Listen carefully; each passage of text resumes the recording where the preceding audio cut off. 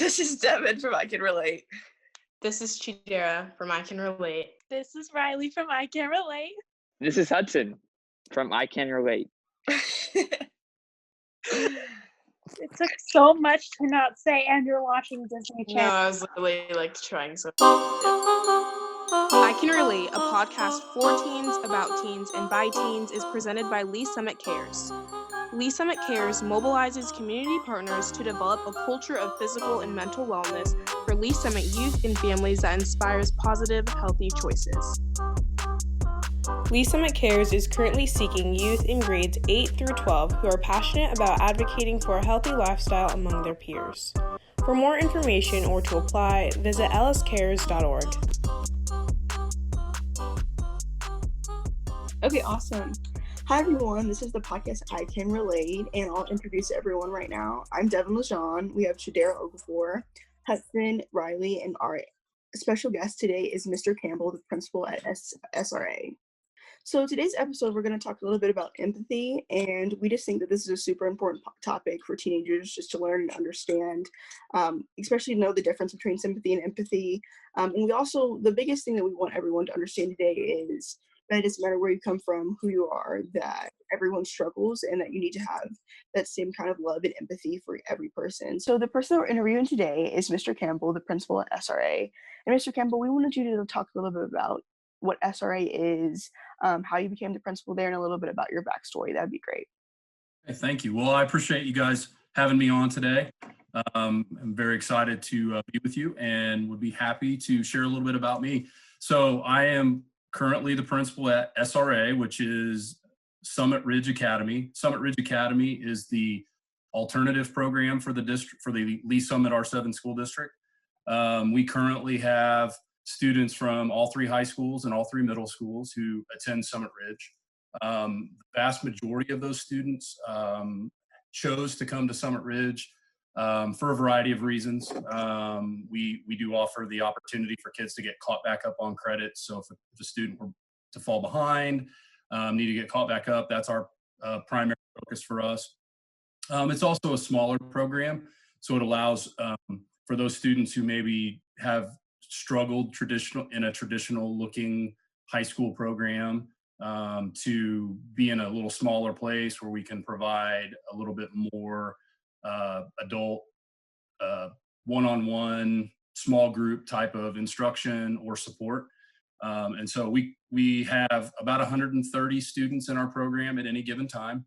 And so again, that's split up amongst our three high schools and three middle schools.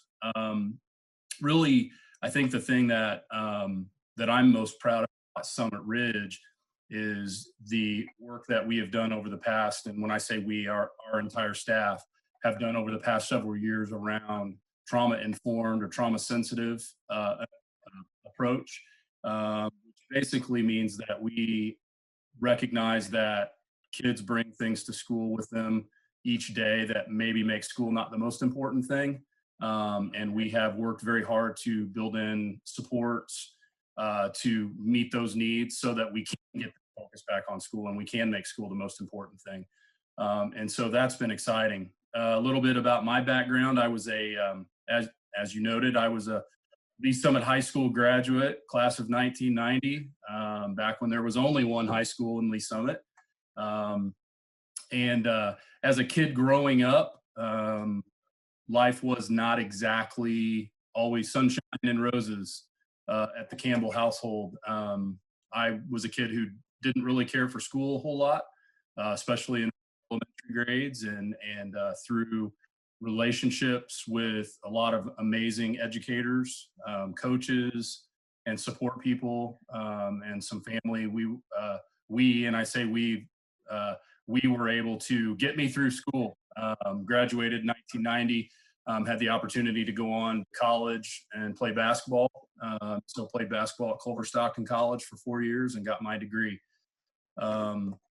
And so from there, I became a teacher. My initial teaching responsibilities were working with special education students.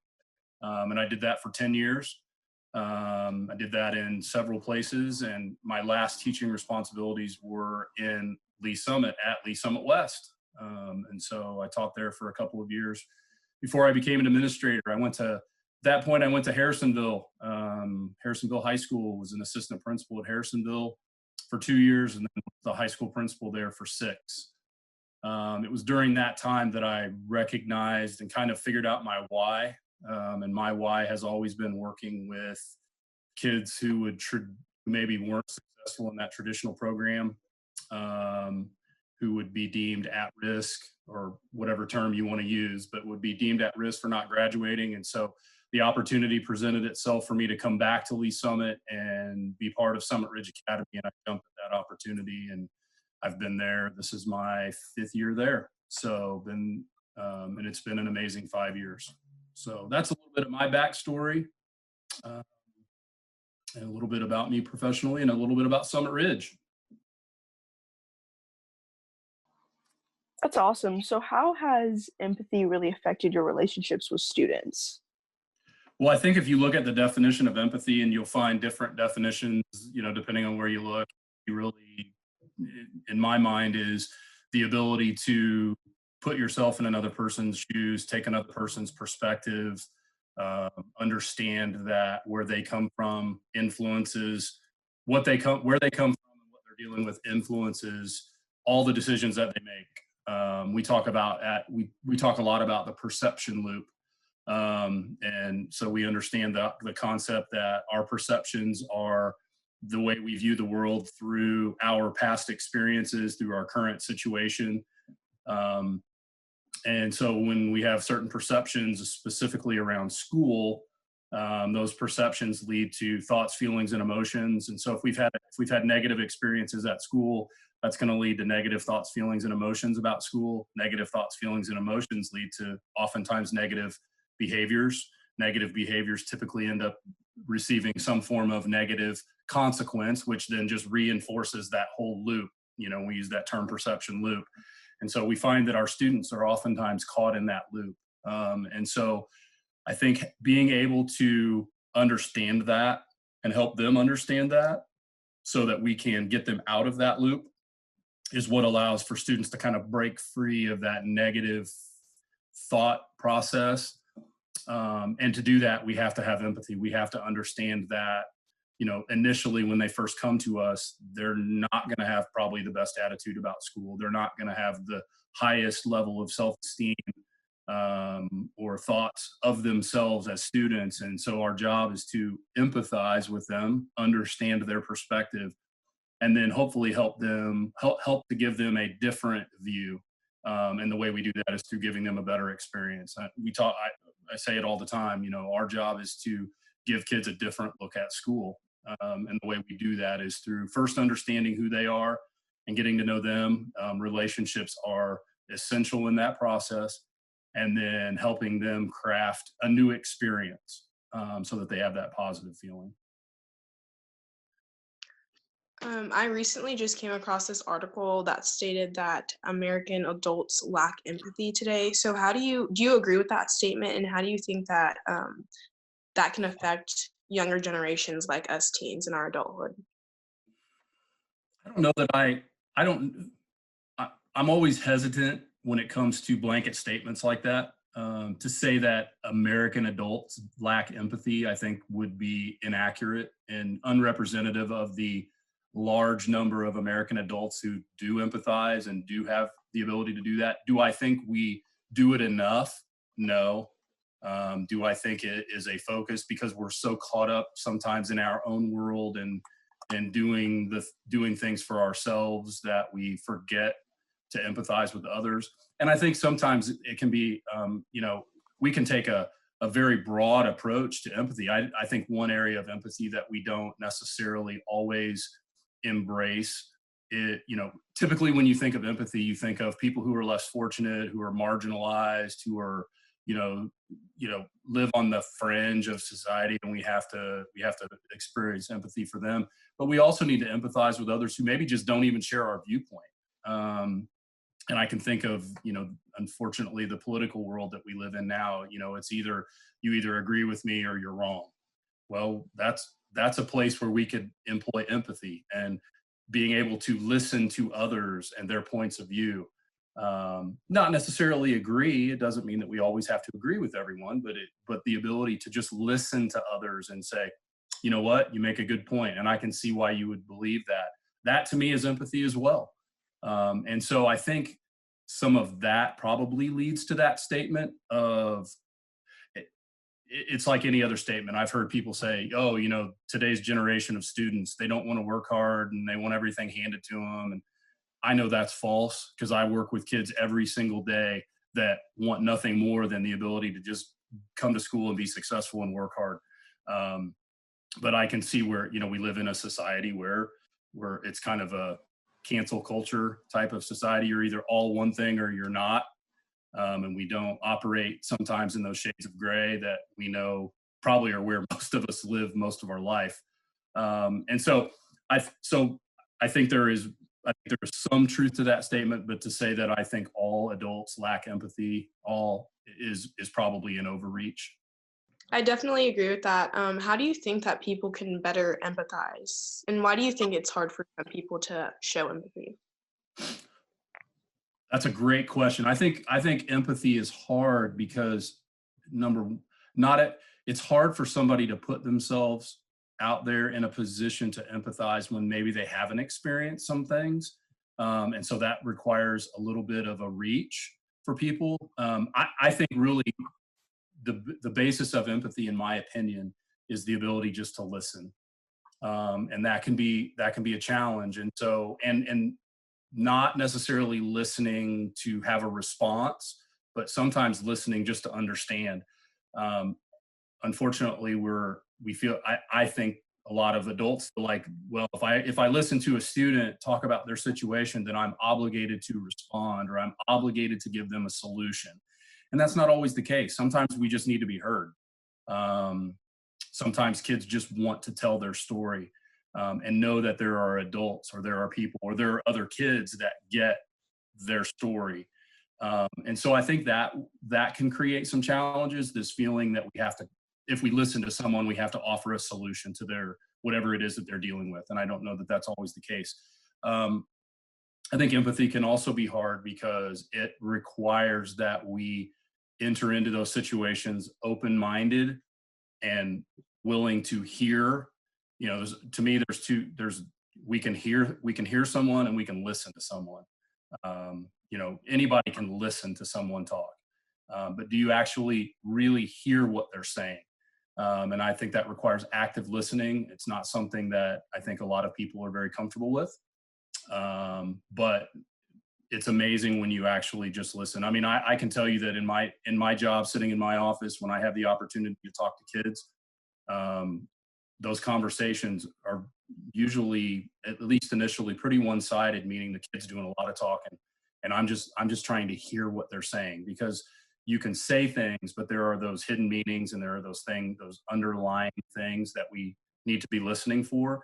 And I think getting better at that is a huge step in the direction of becoming more empathic, being able to hear another person's words and their points of view, not to cast judgment, not to solve a problem, but just to hear what they have to say. And so I think that's what can be a little uncomfortable for some people. Great question. And especially since we live in the digital age today, do you think that's harder for other people to listen to others? Yes, because everything is so fast. It's a 10-word text. Think about Twitter. You know, I don't know if you guys use Twitter or not, but Twitter, 140 characters. You got to get your point across in 140 characters, and everything seems to move at such a fast pace that we want that immediate gratification. We want that immediate bit of information. Oh, I don't know the answer. I'm just going to get on my phone and look it up, and boom, I have it right there at my fingertips. It's not always that easy when we deal with people. There's not always a quick answer. I can tell you from 24, 25 years of experience in the job of educator, rarely do we get a quick fix when it comes to anything related to kids. It takes a lot of time, it takes an investment, and it takes some patience for them because ultimately, when I've seen the greatest change in people, it's when they figured it out for themselves with a little bit of guidance, with a little bit of help here and there. But most kids that I've worked with, if you just let them talk, they can talk themselves through a lot of the things that they're going through, if we give them the chance to do that. But in this digital age where everything has to be boom, boom, boom, that's a challenge. And so I think we want that quick fix, and there's not always a quick fix. Absolutely. Something I really loved that Mr. Campbell that you stated before was that not everyone needs advice or needs a solution or needs a plan. It's just someone that they need someone just to sit back and listen to. And I think a really great example of that for me would be when my brother moved out. You know, he's 19 now. He moved out. And he kind of, we didn't see him for a long time because, you know, he was just working, doing his own thing, and he came back and he was really he grew up. And for me, for a while, it was really hard to kind of digest that situation that he, you know, was a grown up and has grown up. But I had to have empathy and understand that that's the way life is and people grow and change. And it was good change. So I definitely think, I'm sure you see, like, so do you see that with your students as well? You know, talking to them and saying, and, you know, do you have to kind of put that into their minds that you have to understand that people are going to grow and change? And I feel like that's a huge part of empathy. So I was just wondering, do you see that with your students as well? Absolutely. And one of the big messages that I have for my students, so I interview every kid that comes to Summit Ridge. Prior to them starting at school, they have to come in for an interview. And that interview really is the beginning of relationship building. I mean, it's a get to know you. It's not an interview in the traditional sense of, oh, they've got to answer questions a certain way in order to get into Summit Ridge. That's not the case. It's more of a it's a welcome interview. Hey, tell me your story. Tell me what's going on with you. Tell me where you've struggled in the past. What are your strengths and weaknesses? Tell me what's gotten you to this point, because of that relationship piece. And it's always interesting to me that I hear, well, students will say quite often, oh, I stink at school. School's never been my thing. All these things, very, negative self-talk in a lot of cases. And one of the messages that I have is that, you got to be patient with yourself. Things have happened to you to get you where you are now. You have to allow things to happen on the positive side to allow you to be successful, and give yourself a little bit of credit. And so, yeah, absolutely. It's about growth, and there's really no great way to measure it other than to see and hear the way kids talk about themselves differently when they leave us versus when they first come to us. And that's really a credit to the daily work that my teachers do, that the students do, because they have to invest. I mean, at the end of the day, we can't want it worse than they do. They have to do the work, they have to put in the time, they have to still meet the expectations, but along the way, trying to give them a different experience to allow them to be successful. So yeah, it's huge. And I always, when I have the opportunity to talk about our program, I always talk about that day at graduation, when I get the opportunity to go to in a typical year, the 3 different ceremonies that happen at our 3 high school, and get to stand at the back and see my kids walk through the line, the looks on their faces and the confidence that they have, and the smiles and that feeling of success is why I do what I do. As someone who's probably seen a lot of people who are pretty motivated, but probably also a lot of kids who aren't really motivated and stuff, and like talking with adults and stuff, what would you recommend for peers like us to talk to our friends and stuff, try and empathize with them? Well, I think the first thing, if you're talking about people who are unmotivated, what's the cause for being unmotivated? Is it lack of success? Is it not having a vision for your future? Not knowing what you want to do or where you want to go? Is it your situation? I mean, I think there are a lot of factors that lead to that lack of motivation in kids. We need to have our basic needs met first. And so if we're not getting our basic needs met, then obviously that's going to pull our attention away from all those other things. And I would say, lack of motivation to one may not be lack of motivation to the other. We have to be very, part of being empathic is that we have the ability to listen and put ourselves in someone else's shoes. And so what may appear to you as lack of motivation may not necessarily be lack of motivation. It may be something else. And so being able to just provide that that non-judgmental, open ear for your friends, classmates, someone to talk to, and just to have someone to share what's going on with them, I think is huge. The big thing for us at Summit Ridge is that helping students find their own motivation. I can't impose what's your motive? Well, I'm going to motivate you to graduate high school. Well, that doesn't always work. What's your motivation? Tell me why you're here. Tell me what you want to get out of this situation. We got to help kids to start owning their own decision making. I mean, I go back to my own situation. I could have very easily been a statistic. Like I said earlier, I did not care about school one bit because of what was going on at home. Home was not good for me. And so when I went to school, it was an escape from the bad situation I was in at home, but I was not motivated by anything other than just being away from home. And it took relationships from people. It took took teachers and coaches and a variety of other people to convince me that I needed to be my own source of motivation, that I couldn't do it for others. I had to do it for myself. And that helped. And so that was what was able to allow me to see beyond and not feel like I was a victim. And that's hard when you have people living in tough situations and going through difficult times. It's hard not to see yourself as a victim. It took me a long time to get to that point, but I look back on that now and I see all of that stuff that happened to me as a kid growing up, both positive and negative, as part of my story.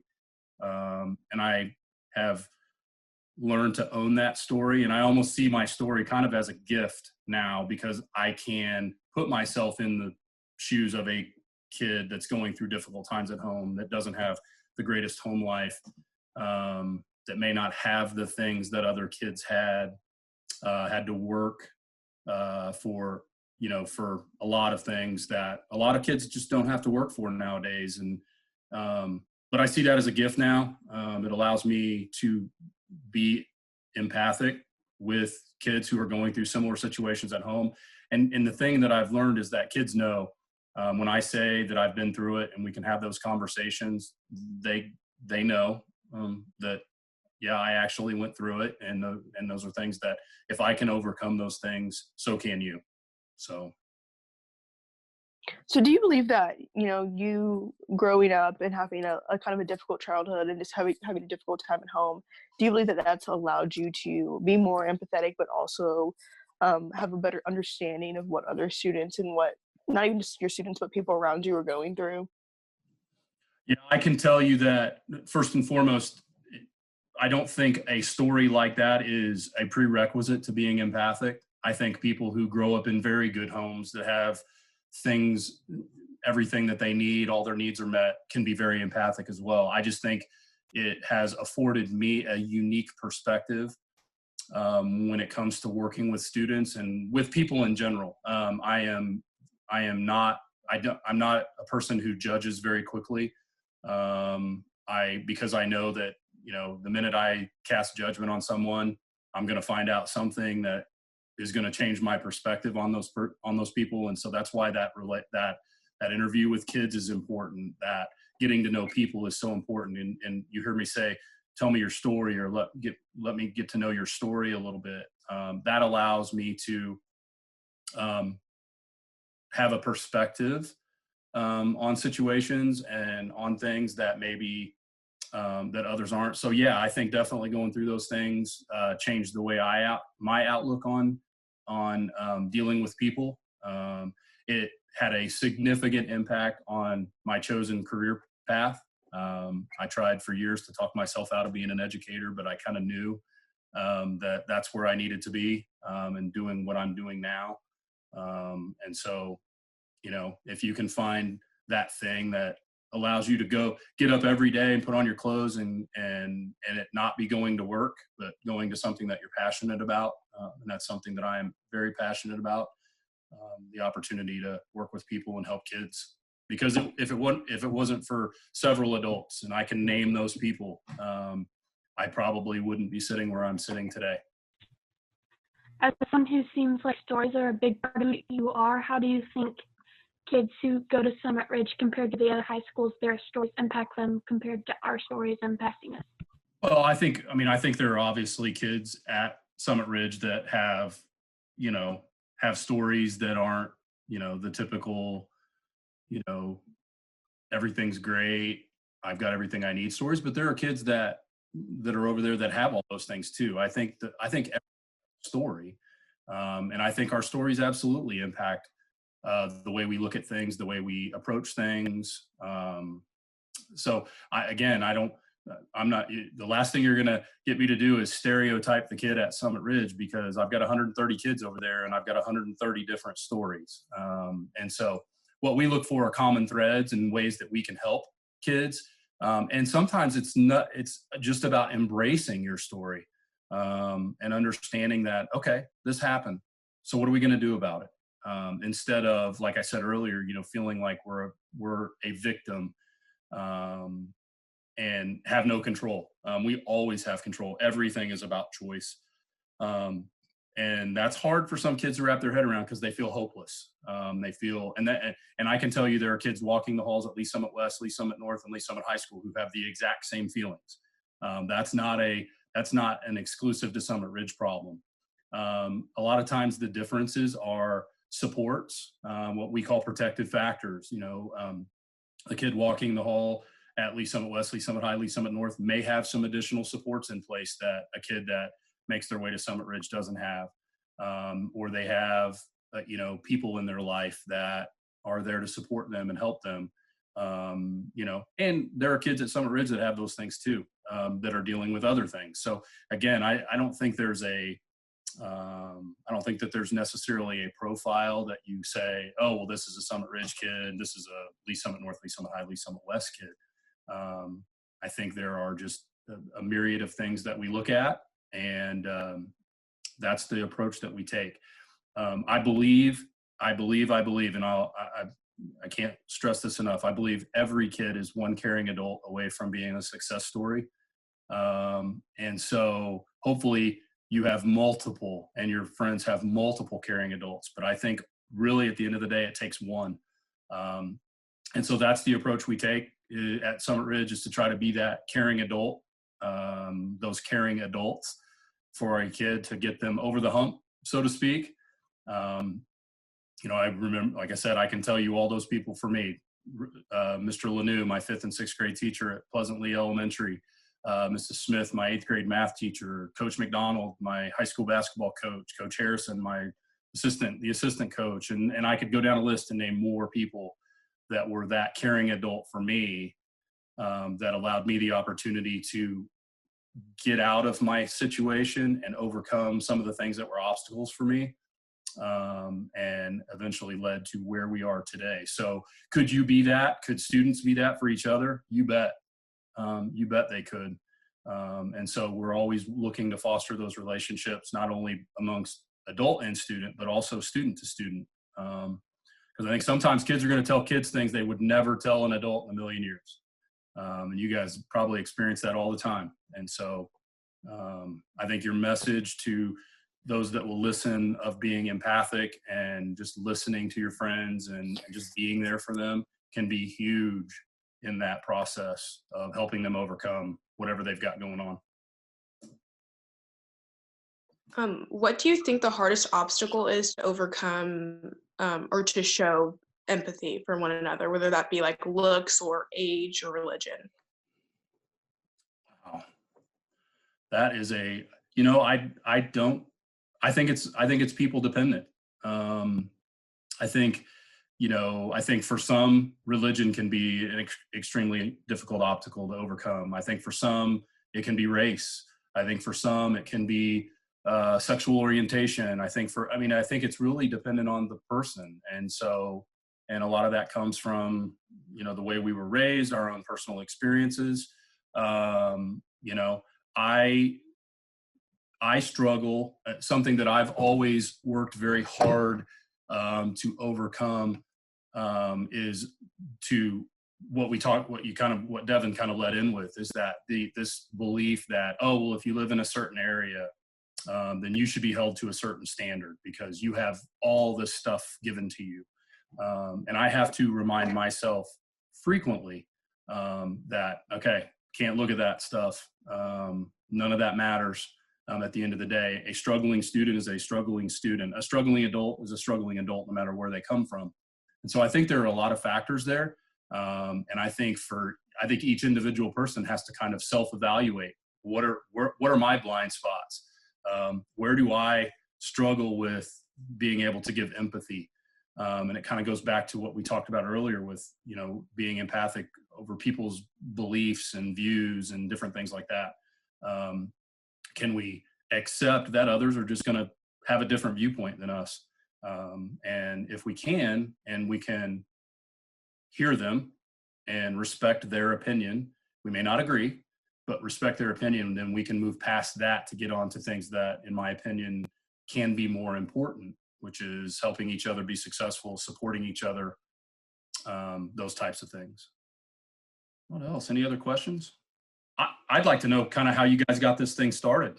I think what you're doing is great, and for kids to hear a voice of their own age, their own classmates. I think this is awesome. I'd love to hear kind of where this originated from and what some of your topics have been. I can take this question if you guys want. So in 2018, you're probably aware of the several suicides that happened within the school districts and stuff.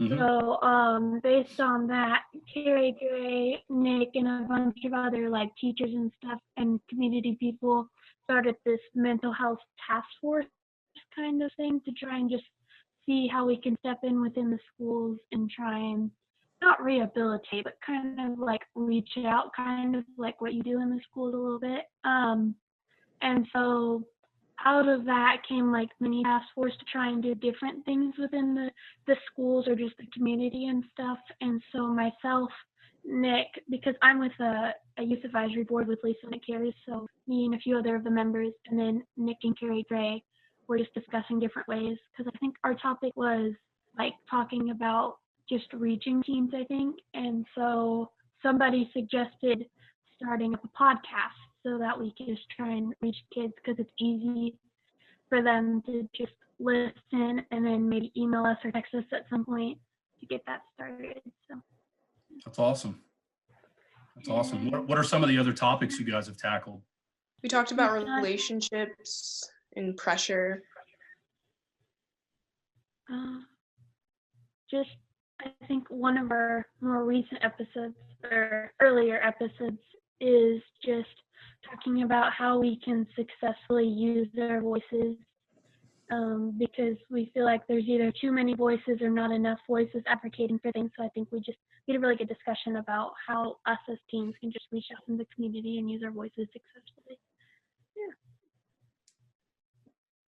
I'll flip your, Chidera, your question is great about what do you guys think is the hardest thing to be empathic about? For me, I just think in general, just differences as a whole, because for you to put yourself in someone else's position that you can't really relate to or find something in common that you have with that person, it's hard to really understand who they are and how they are just built in general. So. Okay. I think for me, the hardest struggle is finding a difference between understanding and helping a person, because you can very much understand a person, but you may not be able to help them. I think that's probably the biggest struggle.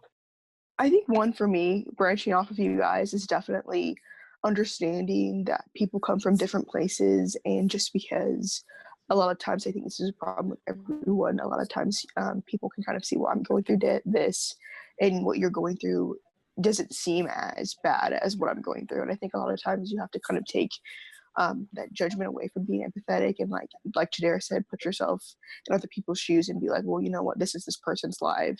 They have to live like this every day. I need to understand where they're coming from, instead of being like, oh, I go through this and this and this, or I've gone through this and this and this. So, your struggle isn't as important or isn't as bad as mine, when in all actuality, everyone lives a different life. And what could be minuscule to you could be super, super huge and life-changing for another person. There's an article, if you will indulge me, I will share a little bit about it that I think is pretty good. It's one that I've used with students before. It was written in 2012, so it's a little dated, but I think it kind of hits on, it's called 6 Habits of Empathic People. And the author is Roman Krznaric, I believe is how you pronounce it. But if you type in 6 Habits of Empathic People, you'll find it. But I think it's good. And the first 4 are really, really good.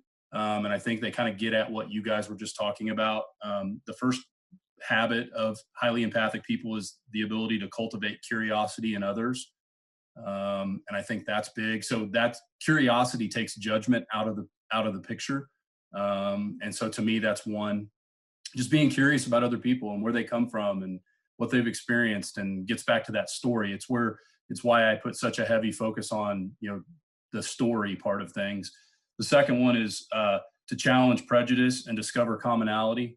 And I think that's obviously something that everyone should be doing all the time. We talk about equity and making sure that we are providing equitable opportunities and supports and access to all of our kids. I think that's a big one. But to challenge those prejudices that we are oftentimes ingrained with from the time we're born, depending on where we live and how we're raised. The third one is try another person's life. And I think that's that, walk a mile in someone else's shoes piece. I flip that around on kids a lot. And I think that's one that has been helpful in conversations that I've had with kids. Okay, so put yourself in their shoes and tell me or even sometimes with me. Okay, so you now get to be me, and you've heard this story. Tell me what I should do. What kids find out is that it's not always as easy to even solve their own problems, let alone be expected to solve other people's problems. And so it reiterates the importance of listening, but putting there. And then that leads right into the fourth one, which is empathic people listen hard and they open up. And so it's that ability to listen, not necessarily to respond, but to really hear what somebody is saying. Stephen Covey and his 7 Habits of Highly Effective People, seek first to understand, then to be understood, I think is such a big, kind of falls in that same line. The 5th and the 6th one, maybe, and you guys are doing number 5, I think, by doing this podcast, is inspire mass action and social change. That can be difficult. And I think that can be maybe feel a little daunting for high school age kids, but trust me, you guys have a voice, and people are ready to listen to you if you use that effectively. And I think this is a great example of using it effectively. And then the final one is to develop an imagination. And that's that thinking of empathy outside of like what we talked about earlier with just those people who are, it maybe is a little easier to empathize with people who are socially marginalized or are living in a difficult situation. But can we also empathize with people who maybe just have a different point of view from us, and allow that to happen? I am in a position oftentimes as a building principal where I get to hear what people say, and what they believe and what they feel. And I'm not in a position to always respond to that. And that's a good thing, because you don't need to hear my views politically. You don't need to hear my views about certain things. What I think most people want to hear is the story, and they want to know that there is somebody there that listens. And so it's a good article. I said it's one that I have in my folder of good articles that I've used with kids before when we've had topic conversations around being empathic and experiencing empathy and helping them understand that. So maybe a little something to look into, and a resource that you could provide for your classmates or whoever else listens to this podcast. Mr. Campbell, would you agree that listening is the best component when it comes to showing more empathy? Listening? Yes. I think it's vital. I think if it is, yes, it may be the most important component. Because if you, like I said, if you can listen, but if you can't hear what they're saying or what they're getting at, then I think it makes it very difficult to really truly empathize with people. So yes, I think being able to just listen and not always feeling like you have to have a response or a solution. So, yeah. To piggyback off of that, when do you think it's important to not just listen, but to jump in and respond, I guess? Okay, well, I think the obvious answer to that is when somebody's in danger. I think, if you are talking to a friend or someone that or a classmate, and you feel like there's an imminent risk that they're going to hurt themselves, that they're, or that they are in a dangerous situation, that would be, to me, a time when you need to take some form of action. I mean, that's the real obvious one. I think if, maybe less obvious would be when you're, if you're talking to or working with someone who you feel like you can offer some suggestions to. I mean, I think that's, it comes back to your comfort level, but not until you've heard them. And again, it goes back to that listening piece, to hear the whole story, to know exactly what's going on. And so, the obvious answer to your question is, if they're in danger in any form or fashion, I think that's when you absolutely offer suggestion, and or you need to reach out to others who can. Maybe you're not qualified to help in that situation, but there are others that are, and pointing them in the direction of resources, pointing them in the direction of people who can meet their needs and help. And then maybe for that friend who you can share common experiences with, and maybe share how you were able to, through the help of others, overcome whatever it is that you're going through. But I think the mistake we often make when we are trying to be empathic is that we feel like we always have to offer a solution, and that's not always the case. Sometimes it's just about being an ear, like in the article, listen hard to what they're saying. I guess you could say I've been kind of empathic, listening hard, but not giving responses, because honestly, I don't know what to say. I have the basic knowledge of empathy, but I do practice it, but I'm not a person that has to use it often. And actually, what you said is really impacted me. Like, wow, the loop, the Perception loop. Yeah, I love that loop. That's a great loop, and in some ways I can relate. Like the title of our podcast, it's kind of changed my views on some things. What is your basic definition of empathy, and when should you use it? Okay, well, I'm trying. Okay. No, that's fine. Again, I think my viewpoint, or my basic definition of empathy, would be the ability to put yourself in someone else's shoes, be able to understand them from their point of view without bringing your own experiences and your points of view to bear on that. Doesn't mean that you don't get there at some point, but to truly empathize, it is non-judgmental listening, hearing what somebody has to say, and trying to understand why they would be thinking, feeling, acting a certain way based on their experiences, not yours. That was beautiful. Thank you. Thank you. I don't know. I'm thinking, like, as kids growing up, I feel like we show the most empathy because that's when we're most judge-free, before there's certain boundaries put on what our parents tell us or their environment we're in. So how do you think, or do you think that the way we're kind of grown up as children can affect the empathy we have going into adulthood? Or can we grow in empathy over time, or how do you think that? I think it's like anything else. I mean, do I think your background, the way you're raised and all that stuff have an impact on you, the way you perceive the world and your viewpoints on things? Absolutely. How could it not? I think empathy is like any other skill. It has to be practiced. I think it's something that you have to be conscientious about and recognize your opportunities to be empathic.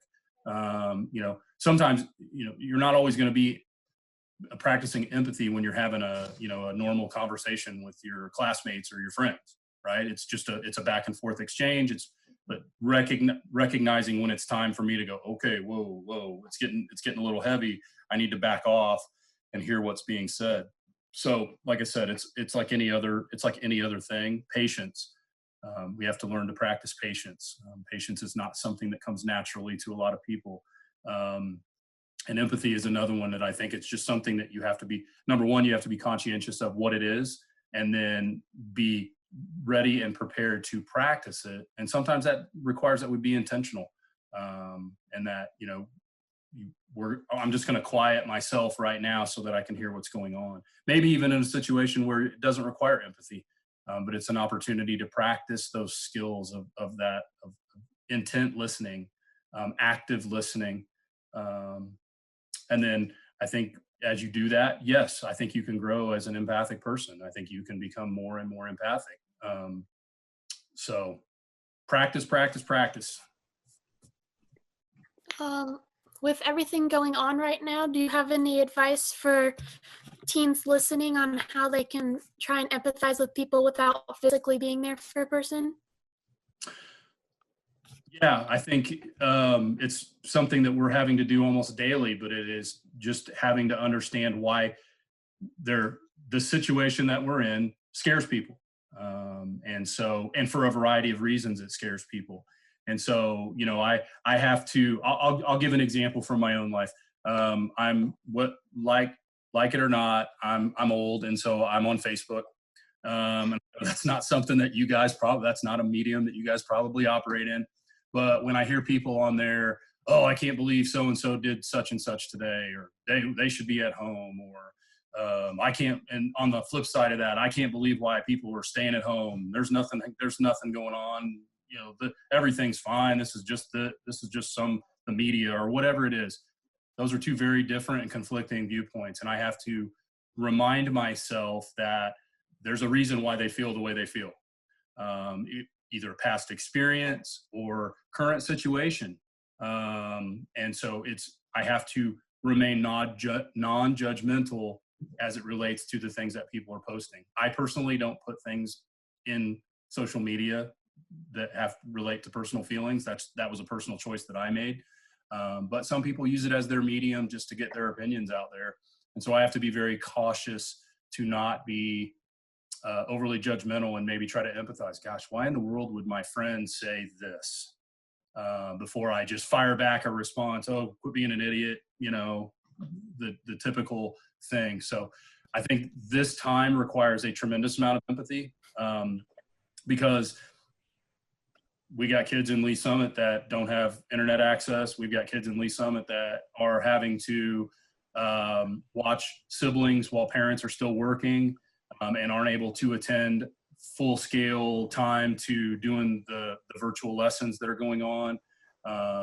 We talked about it earlier, but if it comes down to turning off the water and the electricity at home versus keeping the internet so I can do school, I can promise you they're probably not turning off the internet or not turning off the water and the heat. They're going to turn off the internet. They're going to shut down their cell phones. And so we think that, because we live in Lee Summit, and the general feeling from the outside is that this is everybody who lives here is just very well off and has everything they need. We know that's not the case, and so being empathic with our classmates, with others, with adults who are struggling to get through this time. I think empathy is a very, very timely topic, given all the things that are going on in the world and all the situations that we find ourselves in even with our neighbors, people across the street. Even though we live in the same neighborhood, we're not dealing with the same stuff. So. Awesome. Absolutely. Well, thank you, Mr. Campbell. This was an amazing interview. Thank you for giving us a different look at empathy, especially when it comes to SRA, because sadly, I feel like even kids who go to West may not even understand the full scale and what SRA actually is. So I really want to thank you for that. And I want to thank you guys as well for coming in and asking Mr. Campbell questions. And thank you. You guys are awesome. Keep up your good work. This is amazing. And it's exactly what I said. Thank you so much. You have the ability to impact people, and you're taking full advantage of that. And I applaud you for that. So I know it's not always comfortable to be interviewed and to have your face on camera, but you guys are awesome. Keep up the good work. If there's ever anything I can do in the future, don't hesitate to call or email, I guess. Devin will email. Awesome. Thank you so much. Thank you. Thank you guys for tuning in. Today we talked to Mr. Campbell a little bit about empathy and him working at SRA and how empathy affects his job and his everyday life. And we asked a little bit about questions. He asked us some questions too.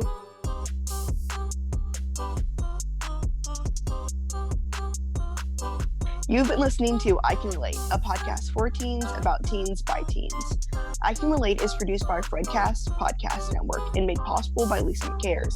Subscribe on Apple Podcasts, Google Podcasts, Spotify, or your favorite podcast app.